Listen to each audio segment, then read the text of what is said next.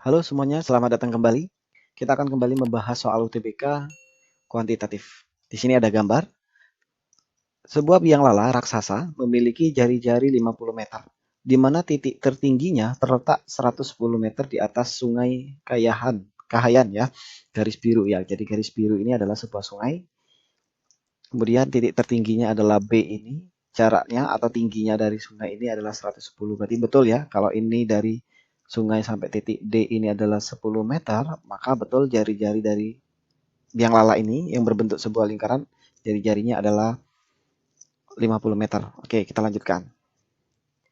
Biang lala berputar dengan kecepatan yang konstan berlawanan arah jarum jam. Artinya kalau misalkan dari D, maka arahnya D, A, B, C begitu ya. Kemudian untuk satu putaran penuh dibutuhkan waktu 40 menit. Jadi dari D untuk sampai ke D lagi itu adalah 40 menit. Sebenarnya berarti kita bisa melihat dari D ke A adalah 10 menit, dari A ke B adalah 10 menit, begitu seterusnya. Jika Rara mencoba wahana tersebut dengan posisi awal di titik D, manakah pernyataan di bawah ini yang benar? Jadi Rara menaiki biang lala posisi mula-mulanya adalah di titik D.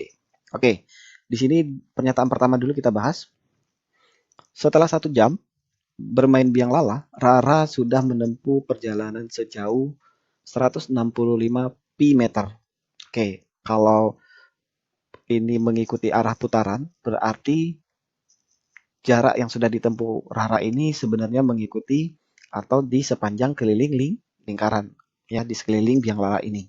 Nah, mulai dari titik D, kita ingat tadi bahwa satu putaran itu dibutuhkan dalam waktu 40 menit. Nah, Rara bermain 1 jam, berarti 60 menit ya, berarti dari D sampai D lagi itu 40 menit, sampai ke A itu 10 menit, sampai ke B lagi itu 10 menit lagi. Artinya Rara memutar biang lala selama 1 jam itu 1,5 lingkaran. Berarti untuk pernyataan pertama kita buat dulu. Pernyataan pertama 1,5 lingkaran berarti 3/2 ya. 3/2 keliling lingkaran. Nah, keliling lingkaran itu adalah 2 pi R. Maka 3/2 pi R-nya adalah 50 meter, sehingga seharusnya keliling lingkaran atau jarak yang sudah ditempuh Rara itu 150 pi meter. Sehingga kita mendapatkan pernyataan yang pertama itu salah ya. Oke, pernyataan pertama salah. Oke, kita lanjut ke pernyataan yang kedua. Nah, sebenarnya ini mungkin bisa di bagian akhir saja. Kita yang mudah-mudah saja dulu. Kita langsung ke pernyataan ketiga dulu. Setelah 65 menit bermain biang lala, posisi Rara berada di antara C dan D. Kita harus tahu dulu 65 menit itu Rara berada di posisi di mana. Oke, kalau kita tadi 1,5 jam, maksudnya 1 jam, yaitu 60 menit. 60 menit Rara dari titik D, kembali lagi ke D 40 menit, ke A 50 menit, ke B itu 60 menit, maka 65 menit itu berada di sini. Rara berada di sini. Ini 65 menit ya. Oke, 65 menit pernyataannya adalah Rara berada di antara C dan D. Ternyata salah ya. Rara 65 menit berada antara C dan D. Sehingga pernyataan yang ketiga itu juga salah. Oke, lanjut ke pernyataan keempat. Setelah 1 jam bermain biang lala, posisi Rara tepat berada di B. Nah, ini yang kita bahas tadi di pernyataan pertama.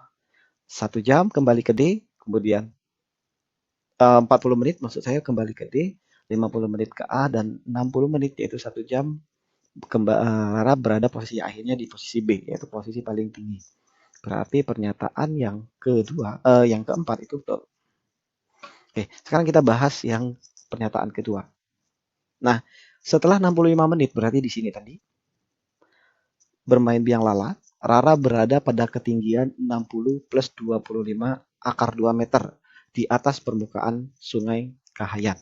Nah, kalau dilihat ini ada angka 60, sebetulnya ini dari titik C ya, boleh saja dianggap dari sini dari titik C ke sungai. Ini 60 meter ya. Nah, maka yang kita lihat di sini adalah 25 akar 2 meter. Itu dari mana ke mana? Nah, kita lihat sebenarnya dimaksud adalah yang ini. Dari ke sini, dari C ke titik 65 menit. Kita anggap saja ini adalah C absen ya. Oke, C absen. Nah, kita lihat bahwa kita harus menghitung dulu tinggi sini, kemudian baru ditambah 60. Betul enggak? Itu hasilnya adalah 60 plus 25 akar 2 meter. Nah, kalau kita lihat, ini kita bisa membentuk sebuah segitiga dari 0 ke C dan C absen. Oke. Nah, ini adalah sebuah segitiga ya. Nah, segitiga ini apakah segitiga siku-siku? Nampaknya ini segitiga sama kaki. Betul ya, sama kaki. Di mana sudut di sini besarnya adalah 45 derajat. Kenapa 45 derajat? Ya, karena dari sudut COB itu adalah 90 derajat. Setengahnya yaitu 45 derajat. Maka kalau kita gambarkan segitiganya di sini, anggap saja seperti ini 50 meter. Kenapa 50 meter? Karena ini adalah jari-jari dari biang lala tadi. Oke, ini C, ini O, ini C absen. Nah, ini tinggi ini yang kita pengen tahu. Tinggi di sini.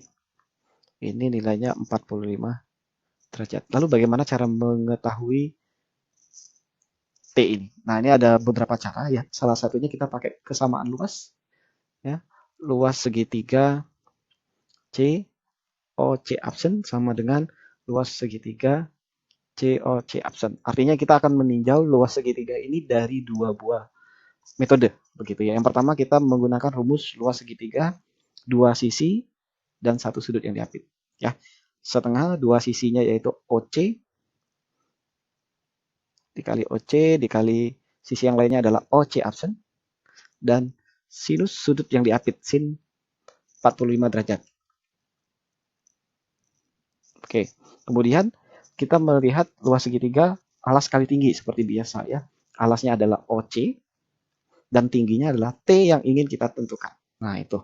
Jadi setengah alas OC dan T yang ingin kita tentukan. Oke, nah ini mungkin bisa disederhanakan. Setengah dengan setengah ini. Kemudian OC kita tahu nilainya 50. OC absen juga nilainya 50. Ya. Sin 45 derajat adalah setengah akar 2, betul? OC juga nilainya 50. Nah, ini bisa dicoret juga sebetulnya. Ya. Maka kita mendapatkan 50 dikali setengah. Ini jadilah 25 akar 2. Sehingga T itu adalah 25 akar 2 meter. Berarti betul ya, jarak atau tinggi yang Rara pada menit ke-65 adalah 60 ini 60 ditambah tingginya di sini T tadi yaitu 25 akar 2 sehingga 60 ditambah 25 akar 2 dari atas permukaan sungai Kahayan tadi. Berarti pernyataan yang betul adalah pernyataan 2 dan 4. Oke, terima kasih. Semoga bermanfaat.